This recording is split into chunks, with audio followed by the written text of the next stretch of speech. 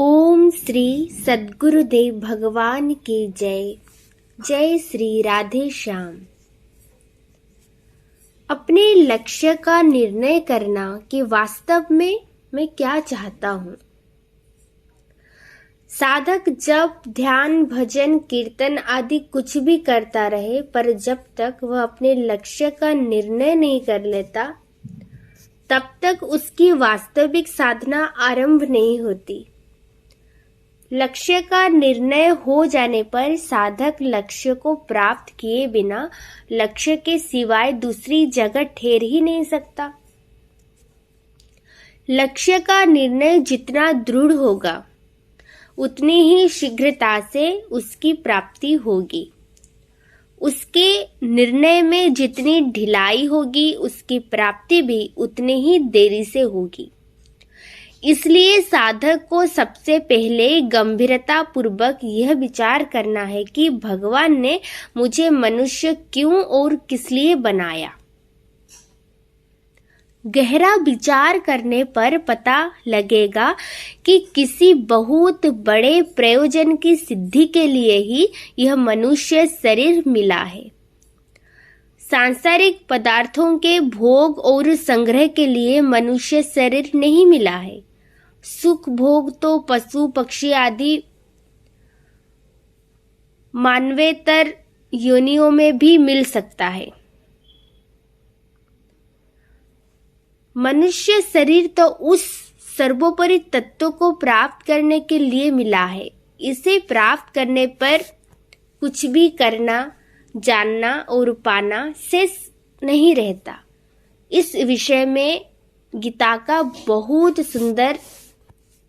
गीता में बताया गया है बहुत सुंदर भाव से। जिस लाभ को प्राप्त होकर उससे अधिक दूसरा कुछ भी लाभ नहीं मानता और जिसमें स्थित होने पर बड़ी भारी दुख से भी विचलित नहीं होता, ऐसी स्थिति को प्राप्त करना ही मनुष्य जीवन का खास उद्देश्य है। इस स्थिति को प्राप्ति किए बिना जो संतोष करता है, वह गलती करता है। जब तक कुछ भी करने, जानने और पाने की इच्छा रहती है, तब तक साधक को यही समझना चाहिए कि वास्तव में जो चाहता हूँ, वास्तव में मैं जो भी चाहता हूँ, वह वास्तविक तत्व प्राप्त नहीं हुआ है।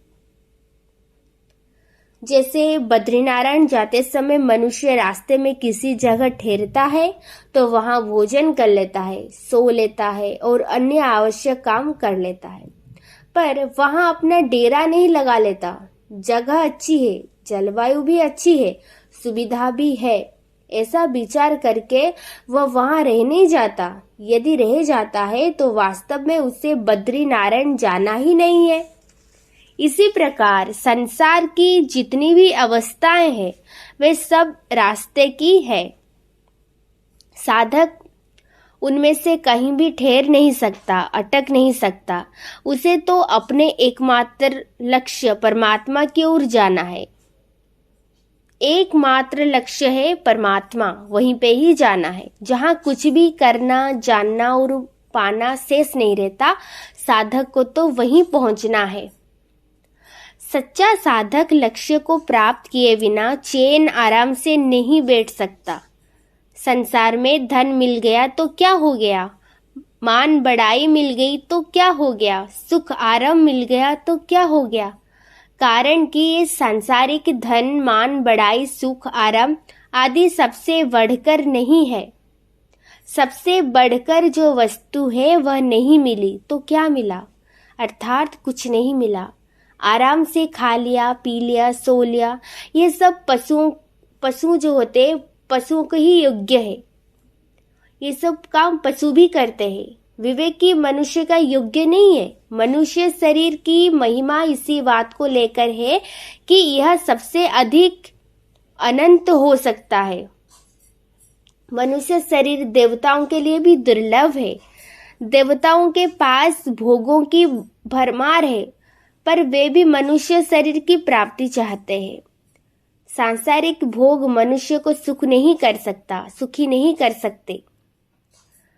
मुख्य कारण यही है कि मनुष्य स्वयं तो नित्य निरंतर रहने वाला है, पर भोग नित्य निरंतर रहने वाले नहीं है। ऐसे भोगों को हम कब तक अपने साथ रखेंगे? भोग कब तक टिके रहेंगे? उनसे कितना सुख संतोष मिलेगा? इस और ध्यान ना रहने से मनुष्य बेपरवाह रहता है। चाहे जितना धन कमा ले, धन की इच्छा शेष रहेगी ही। लाखों करोड़ों रुपए मिल जाए फिर भी तृप्ति नहीं होगी। ज्यों ज्यों अधिक रुपए मिलेंगे त्यों त्यों तृष्णा अधिक बढ़ेगी।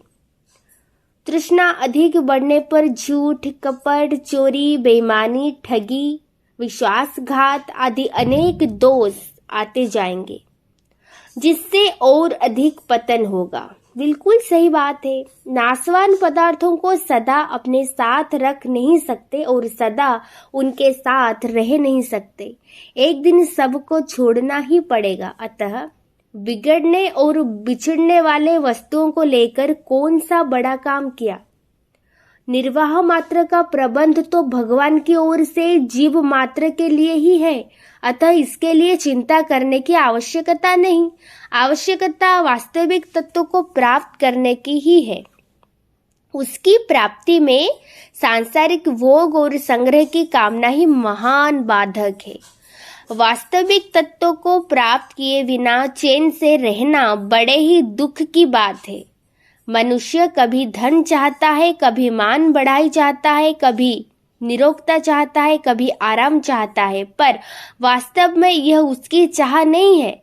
अतः वास्तव में मुझे क्या चाहिए, इसका निर्णय करने की बहुत अधिक आवश्यकता है। लक्ष्य का निर्णय होने पर फिर उसकी विस्मृति नहीं होती। जिसकी विस्मृति होती है वह लक्ष्य नहीं है। जैसे कि पहले बताया गया, लक्ष्य वह है जिसकी प्राप्ति के बाद कुछ भी करना, जानना और पाना शेष ना रहे। इसको तत्व प्राप्ति, भगवत प्राप्ति, भगवत प्रेम, भगवत दर्शन, जीवन मुक्ति, कैवल्य आदि आदि कहते हैं। साधक तत्व ज्ञान, भगवत प्रेम, भगवत दर्शन आदि जो चाहता है वही उसे मिल जाता है, और यही वास्तविक तत्व ज्ञान है और मनुष्य जीवन का परम लक्ष्य उद्देश्य है।